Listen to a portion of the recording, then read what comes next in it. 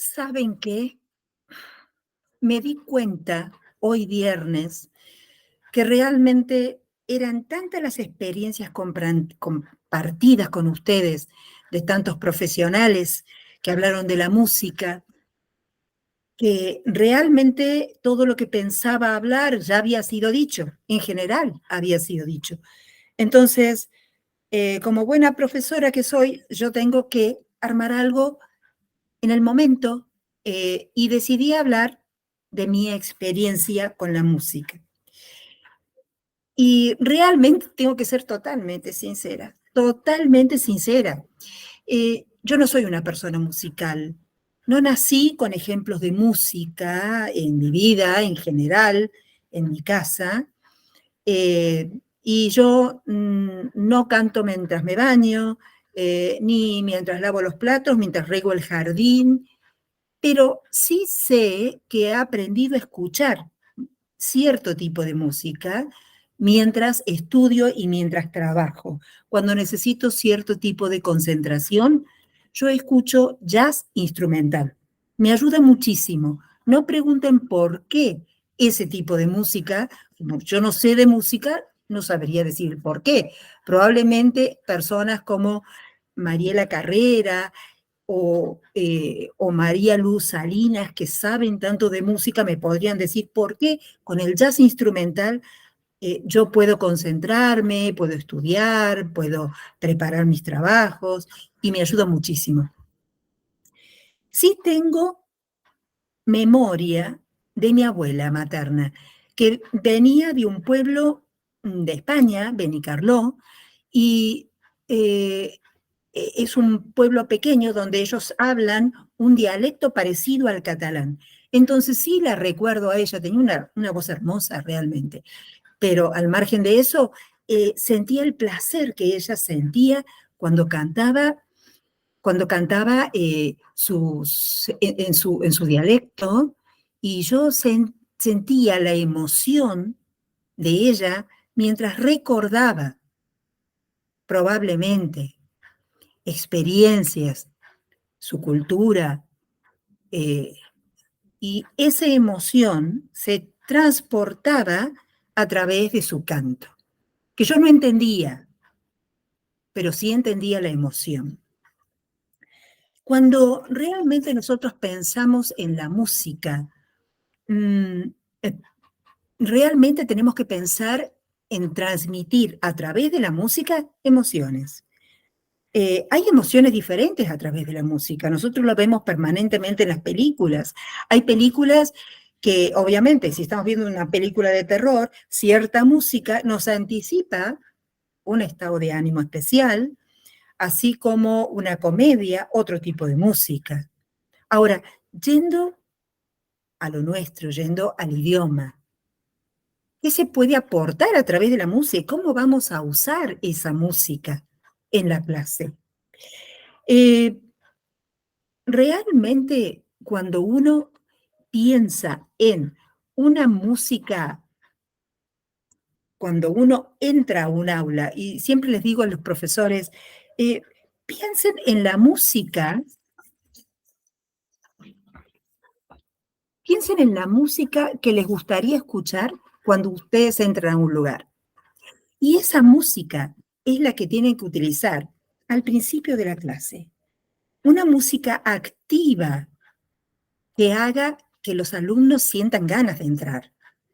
Realmente es como que eh, cuando ustedes escuchan en un aula que el profesor puso música mientras los alumnos van entrando, fíjense en las caras, fíjense en la emoción que eso provoca.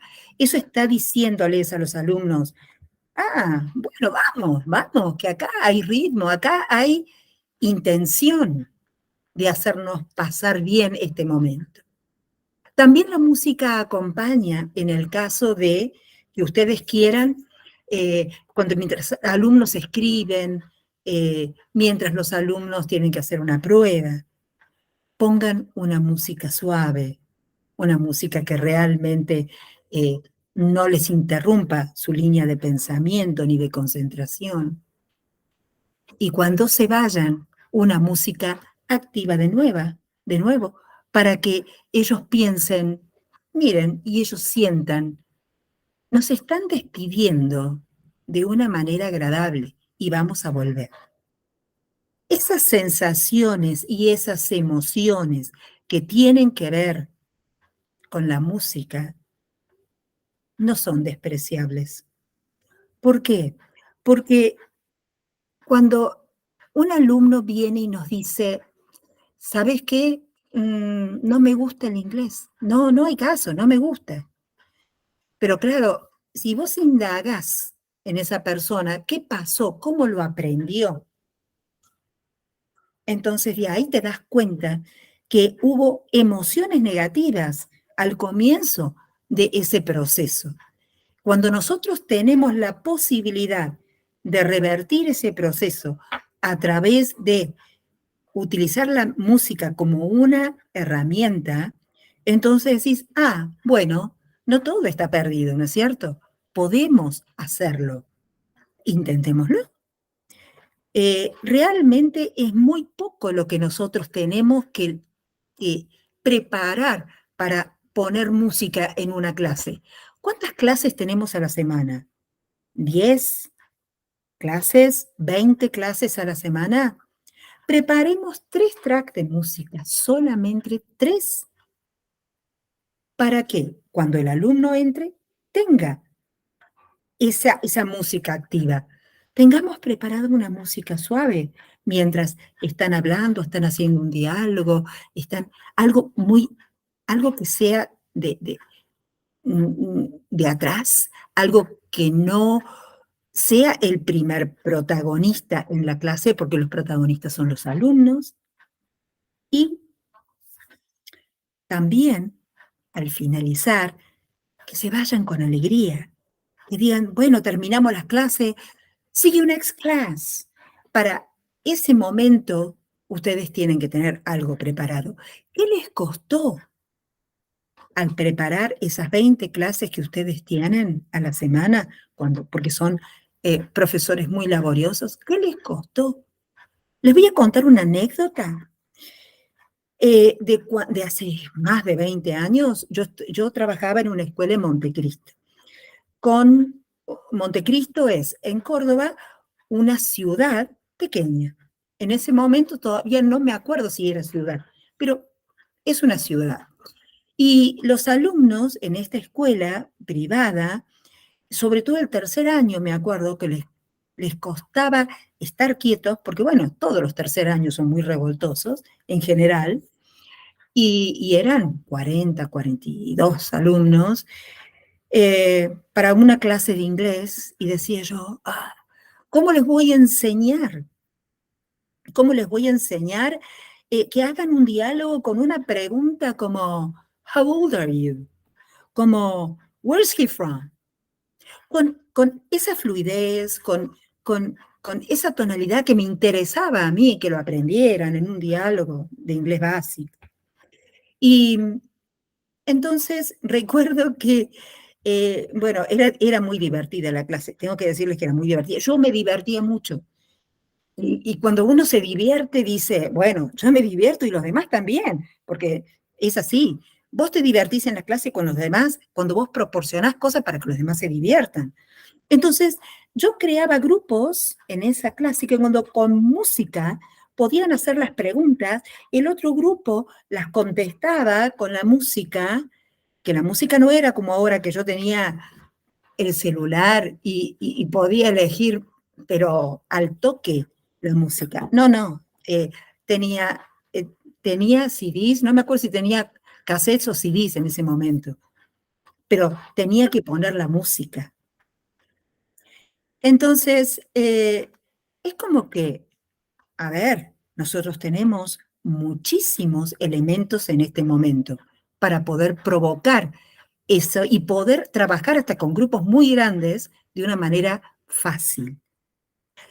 Me acuerdo que en ese momento la directora una vez se plantó en la puerta para no interrumpir la clase, porque la clase era sonora. No solamente cantaban los diálogos, hacía tapping sobre los escritorios para poder repetirlo por segunda vez, o los hacía levantar y seguían el ritmo de la música mientras decían el diálogo, haciendo ruido con los pies. Entonces, claro, imagínense, hace tanto tiempo, la directora me miraba con cara diciendo, ¿qué estás haciendo? ¿Esto es una clase de inglés o qué? Hoy en día, la neurociencia nos está diciendo que sí, que está bien, que lo hagamos. Entonces, en aquel momento fue un invento que digo, bueno, lo hagamos porque si no, yo me aburro y los alumnos no se aburren. Cuando yo me iba de la clase, los alumnos me saludaban repitiendo lo que habían aprendido. En realidad, no sé si ustedes saben, yo creo que todos saben el himno nacional y todas las canciones patrias. ¿Y saben por qué? ¿Las saben? Porque las han repetido hasta el cansancio y porque tienen un ritmo, porque el himno nacional nuestro es bellísimo. Eh, tiene, tiene tonos lentos, tiene tonos rápidos, tiene al final esa parte que nos embandera a todos y decimos, sí, voy a morir por la patria. O sea, hay muchas cosas en que la música nos provoca. Entonces, utilicemos eso para nuestras aulas, para que nuestros alumnos salgan contentos, que provoquen esas emociones positivas. ¿Qué nos dice las neurociencias en este momento? Que tenemos algo que se llama neurotransmisores. Y vos decís, neurotransmisores, ¿y qué serán eso? Bueno, hoy en día, todo eso que uno a veces trataba en el pasado de provocar, que sabemos que son emociones positivas y demás, sabemos que tienen nombre en las neurociencias y sabemos cómo provocar cada una de las situaciones que queremos provocar. Entonces, ¿por qué no realmente vos decís, a ver, si yo quiero que el alumno sienta placer, siento, sienta, sienta que la serotonina, nosotros le decimos es serotonina, ese neurotransmisor, ellos no lo van a saber, pero sabemos que realizando actividades para que se agreguen la serotonina, que es la del placer, entonces, sabemos que tenemos que hacer en la clase. ¿Los tenemos que dejar sentados todo el tiempo? No. Hagan que se muevan, hagan que canten, hagan que escuchen y repitan de una manera divertida. Porque a través de la repetición es cuando se aprende. Y eso nos enseña la neurociencia.